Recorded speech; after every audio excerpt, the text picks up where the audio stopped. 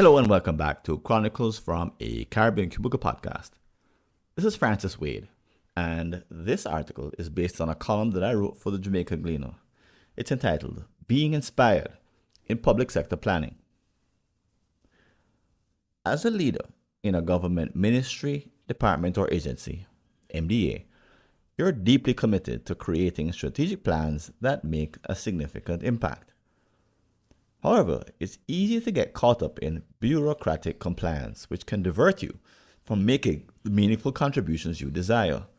So how can you truly make a difference? For those outside of government, the hundreds of pages of planning guidelines sent to MDAs may seem overwhelming, prompting the question, how does anything get done? Having provided strategic planning services to organizations in Jamaica for over 2 decades, I understand this challenge. The guidelines are well-intentioned and represent hard work, but sometimes a collection of good ideas doesn't lead to a single great one.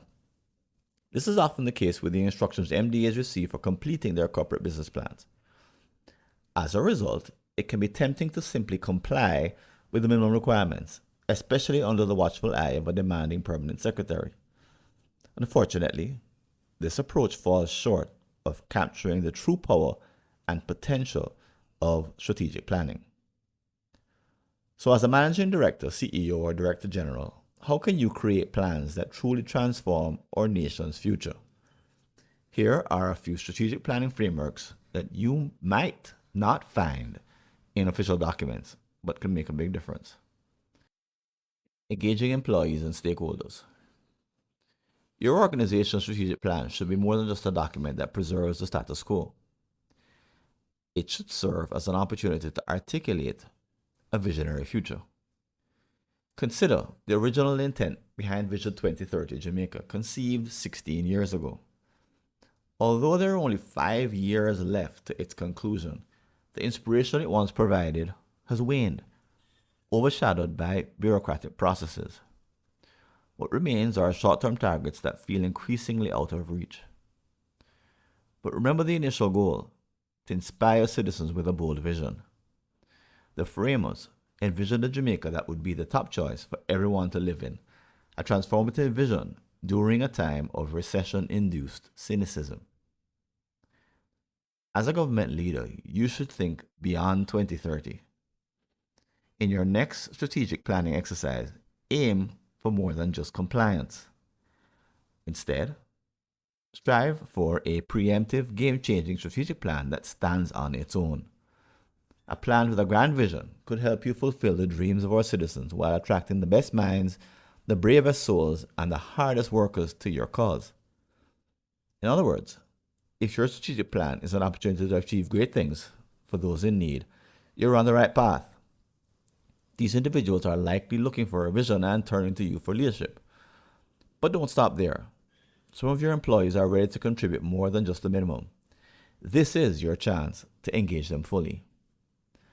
However, if being aspirational and visionary isn't enough, consider another approach that's more immediate. Handling threat zones. As an expert in your field, you have the ability to anticipate emerging trends. Trends that might be invisible to the average Jamaican citizen but are clear to you. You have strategic foresight. More importantly, you can foresee where small threats might converge into larger, more significant challenges, what we call threat zones. Take COVID-19 for example. Countries like New Zealand, South Korea, and Vietnam anticipated the pandemic and acted accordingly. Similarly, as a leader in your MDA, you can identify approaching threat zones. When these arise on your radar, you should act. The best response? Develop a preemptive, game-changing long-term strategic plan. Consider the meme circulating that suggests this year may be the coolest one for the rest of our lives. That is, we only have hotter days and months ahead. While you can do little to prepare Jamaica for this in the short term, a strategic plan with long-term outcomes, such as those looking ahead to 2055, could make a significant difference. The advantage of this forward-looking approach is that you'll be better prepared for whatever national vision replaces the current one. Your proactive planning will benefit citizens and inspire your team to think big. This approach can also help your team move beyond mere compliance. Now is the time for leaders to develop the kind of selfless, strategic foresight that Jamaica needs. Thanks for listening. Do you have an unsolved problem in your Caribbean company related to strategy, productivity, engagement, or business process improvement? Just visit a searchable listing of all my prior articles and you may be able to help yourself to a fresh line of thinking. Go to blog.fwconsulting.com or see the show notes.